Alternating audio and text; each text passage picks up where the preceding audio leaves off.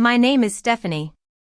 Standing in the doorway, I watched as the police led my brother, Ryan, down the stairs. He didn't look back. The black Chevrolet Silverado sat empty in the lot, its engine off, and the faint smell of gasoline faded as the night air moved through. I closed the door and leaned against it. From the bedroom, I could hear my father crying quiet, measured sobs, the kind a man makes when he's been holding them in for years. It all started when my parents stopped answering their phone for 7 days.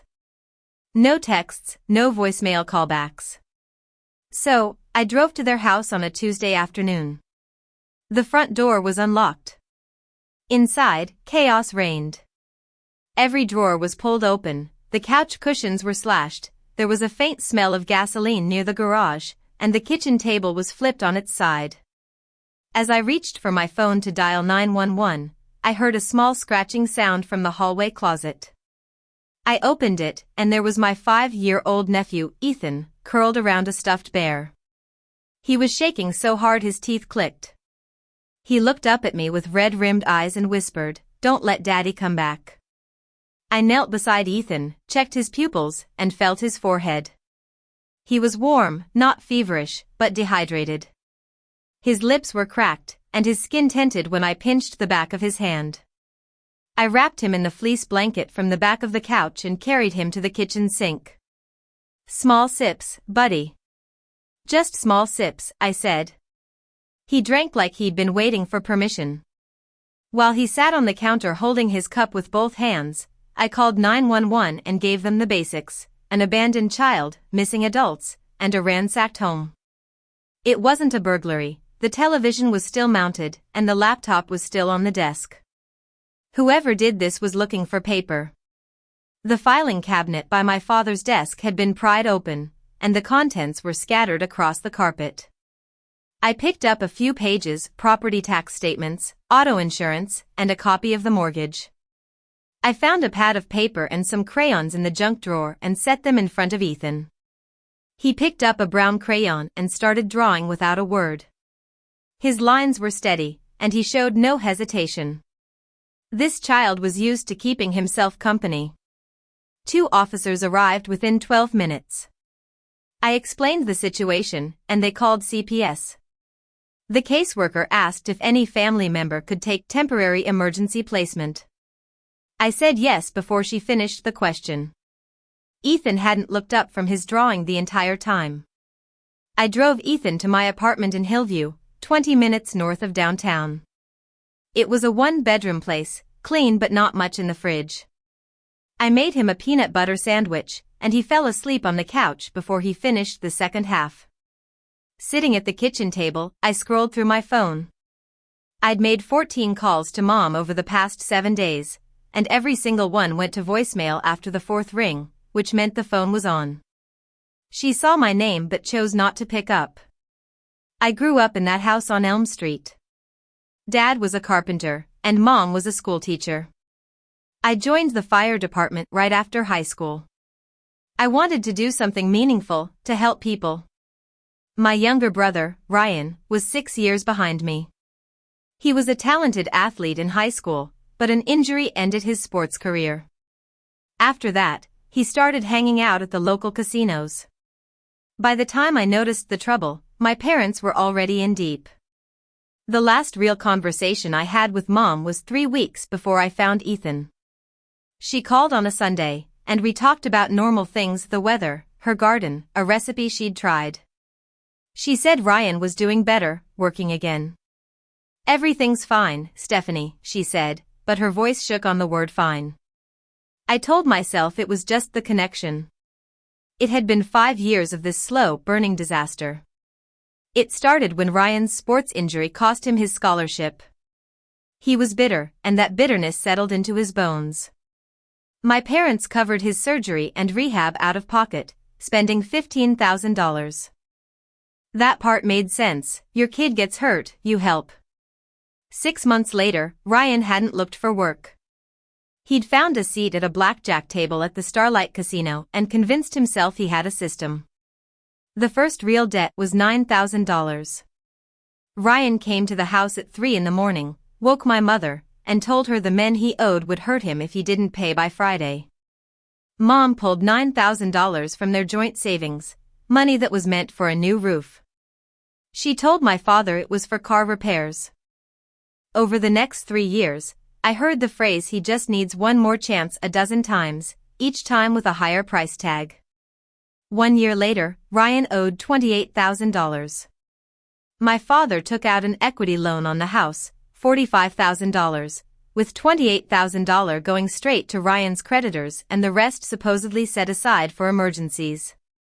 Mom sold her mother's diamond necklace at a pawn shop on Oak Street. She told me she'd misplaced it. I believed her because I wanted to, and I was busy fighting fires in the nearby mountains and didn't have the time to question her. 2 years before I found Ethan in that closet, I organized an intervention. I called the local problem gambling center and asked for a counselor who specialized in family sessions. Her name was Dr. Lily Carter, and she met me at a coffee shop to prep. She said, if the family isn't unified, the intervention won't hold. I told her the family would be unified, but I was wrong. My mother called Ryan before we started. She told him what was happening and said just to come so I'd stop worrying. So, Ryan arrived 40 minutes late, sat down at the dining table where Dr. Carter, my father, and I were waiting, and listened for exactly 10 minutes before pushing his chair back. "You don't get to judge me, Stephanie. You left this family," he said. He looked at our mother.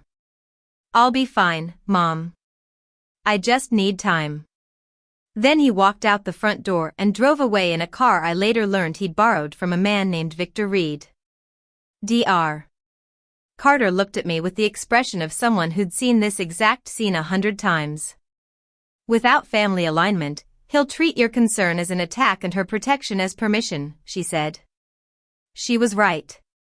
I called the gambling addiction hotline that night and asked about involuntary treatment. The answer was simple and terrible. The state's involuntary commitment statutes covered substance abuse, but gambling didn't qualify. There was no legal way to force Ryan into treatment if he refused, and with my mother shielding him, he always refused. I offered to pay for residential treatment at the Serenity Center. Ryan laughed. "I don't need rehab. I need one good night," he said. Mom said, "See, he doesn't want to go. You can't force your brother." She was right about that, but wrong about everything else. The year before I found Ethan, I lost almost everything that looked like a support system. My weekly calls to Mom became arguments. Every time I mentioned Ryan, she'd go cold. "You called to check up on your brother, not to talk to me," she'd say. I'd tell her I was calling because I loved her, but she'd reply, "If you really loved me, you'd stop trying to tear the family apart." One night, I said, "If Ryan doesn't stop, you and Dad are going to lose the house." She hung up and didn't answer for 3 months. My father called once during that silence, keeping his voice low like he was hiding in the garage. "Give your mother time, daughter. You know how she is," he said. I knew exactly how she was, and that was the problem. My marriage also fell apart during that time. My husband, Mark, filed for divorce in November. He was fair about it.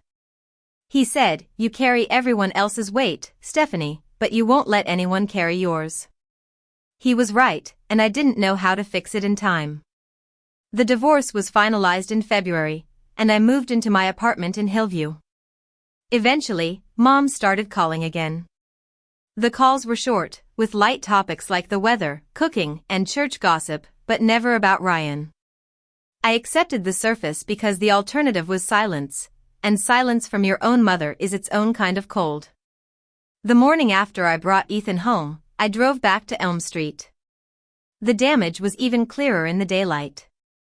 Cabinet doors were ripped off hinges, and photo frames on the hallway wall were knocked sideways.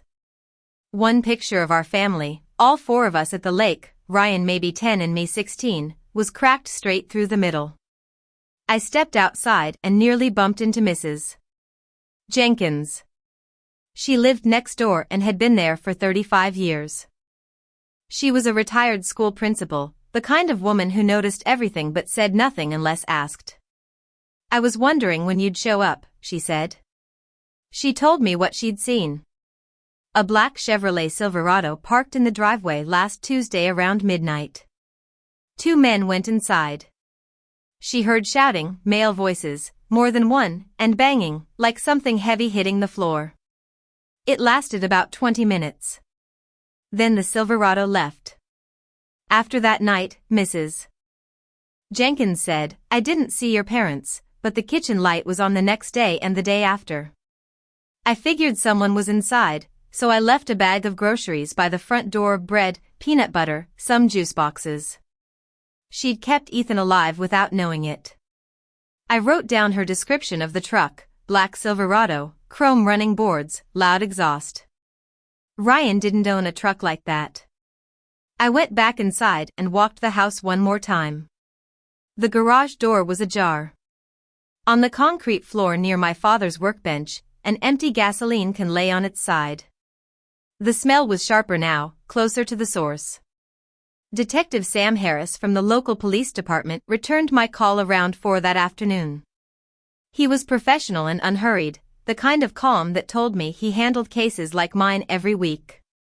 We filed the missing persons report, he said, but there's no evidence of abduction, no blood, no forced entry from outside.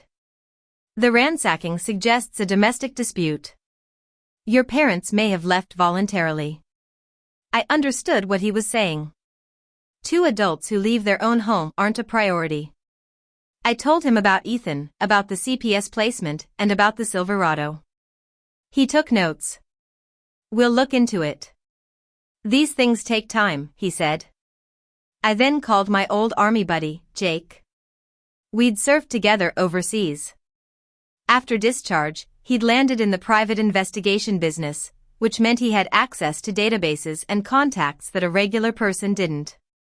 I need to find out who drives a black Chevy Silverado in the area, I said. Chrome running boards, loud V8, and it parks near casinos and shows up at houses late at night. He said, give me a day. That night, I put Ethan to bed on the couch with a fresh blanket and a nightlight I bought at the dollar store on my way home. He asked me to leave the bathroom light on, and I did. I sat at the kitchen table with a legal pad and wrote down everything I knew in one column and everything I didn't know in another. The second column was longer. Jake called back at 9:43. Name's Victor Reed. You don't want to tangle with this guy, he said. Jake gave me the outline. Victor Reed, 48, was the owner of Golden Pawn on Pine Street, right by the train tracks. The shop was legitimate, licensed, and inspected, but behind the counter, Victor ran a lending operation for gamblers who'd maxed out their credit and their family's patience. He charged 30% interest on short-term loans, took personal property as collateral, and when payments stopped, he applied pressure: slow, steady, suffocating pressure. Phone calls at midnight, showing up at workplaces, parking his Silverado outside someone's house and just sitting there waiting. I asked the obvious question. How deep is Ryan in with this guy? Jake said, if Reed is driving to your parents' house personally, the number has more than 4 digits. Victor doesn't leave his shop for small debts. The next afternoon, I drove to Pine Street. I found Golden Pawn on a strip between a hardware store and a convenience store. Neon sign in the window, bars on the glass. I stayed in my truck across the street. I wasn't there to confront anybody, I was there to confirm. And within 8 minutes, I saw it. A black Chevrolet Silverado with chrome running boards pulling around to the back lot. It was the same truck Mrs. Jenkins described. I wrote down the plate number and compared it to what she remembered. It was a match. 8 months before I found Ethan in the closet, I ran into Ryan at the supermarket. Literally ran into him. He was thinner than the last time I'd seen him, with sharper cheekbones and dark circles under his eyes that looked permanent. But he smiled wide when he saw me. Stephanie. Hey, he said. We stood in the aisle for 10 minutes. He told me he was doing better, working some freelance jobs. I asked where, and he waved his hand around. Then I said what I always said. Ryan, Mom told me you're working again. Is that true? The smile dropped. His jaw set. And you're still the same guy who thinks she knows better than everybody. You left, Stephanie. You joined the fire department and left. And I stayed. I was the one here when Dad got sick. I was the one who drove Mom to her appointments. They chose me because I was present. So don't come to me with your disappointed big sister routine, he said. I told him I wouldn't give him money. His eyes flickered, a quick calculation discarded. I never asked for your money, he said. He turned to walk away, then stopped, looked back over his shoulder. You don't walk away from family, Stephanie. Remember that, he said, like a warning, like he'd rehearsed it. I watched him walk to the register with nothing but a box of cereal and a 12-pack of energy drinks. And I noticed something I couldn't unsee. His hands were shaking, not from anger, from the specific, involuntary tremor of a man whose body has learned to expect adrenaline on a schedule. The eyes I saw in the parking lot light weren't defiant, they were terrified. Jake pulled public records the next day. The mortgage on my parents' house showed 2 liens. The first was the equity loan I already knew about, $45,000 taken 3 years prior. But underneath it was a second, $32,000 opened 14 months ago. I had no idea. Nobody told me. My parents had leveraged their home for $77,000 total against a property that was worth maybe $300,000 on a good day. I texted my father, keeping it simple. Dad, I found out about the second lien. I'm not angry. I need to know where you and Mom are. Ethan is safe with me. I watched the screen. The message was delivered, then read with 2 blue check marks, but there was no reply. I texted again. Where is Mom's wedding ring? No reply. At the kitchen table, Ethan was drawing again. I'd been giving him paper and crayons every morning. It was the only thing that settled him. He drew the same picture over and over: a house, brown walls, a triangle roof, no door, 2 tall figures standing outside the house with their arms at their sides, not waving, not reaching, just standing there. I asked him once gently who the people were. He shrugged. Them? On the 5th night, Ethan started talking. It was a slow drip between bites of macaroni and cheese, between sips of juice, and between long silences where he stared at the refrigerator like it might tell him what to say next. Grandma cried a lot, he said. Before the man came. Which man, buddy? I asked. The one with the loud truck, he said. Victor. I asked, what happened when the truck man came? Ethan chewed, swallowed. Daddy said Grandma had something he needed. A paper. Grandma said no. Daddy threw the lamp. He said it matter-of-factly, the way children describe violence they don't fully understand yet, like reporting the weather. I gripped the edge of the counter and kept my face neutral. Then what happened? I asked. Daddy looked in all the drawers. He pulled everything out. The truck man walked around the house real slow. He talked quiet, Ethan said. He looked up. That was scarier when somebody talks quiet and you can still hear them everywhere. I poured him more juice and waited. Grandpa told me to go in my room, but I went to the closet. The closet has a lock inside, he said. My father had installed that years ago when Ethan used to play hide and seek, a playful addition that became a survival mechanism. I closed the door, Ethan said. I could hear Daddy yelling. Then quieter. Grandpa wrote something. He put it in the box in the dark room. The dark room was my father's corner of the garage where the overhead light had been burned out for a decade and he'd never replaced it. The next morning, while Ethan was with Mrs. Jenkins, I drove back to Elm Street. The garage was dim. I found the box where it had always been, a gray steel lockbox under the workbench, half hidden behind a stack of old paint cans. It was a combination lock, 4 digits. I tried my father's birthday. Wrong. My mother's birthday. Wrong. I stood there in the dark, smelling gasoline from the spilled can, and thought about what a man hides in a box he doesn't want anyone else to open. I tried my own birthday. The lock clicked. He'd used my birthday, not Ryan's. Inside the box, there was a stack of pawn shop receipts held together with a rubber band. 7 of them, all from Golden Pawn. The first was my mother.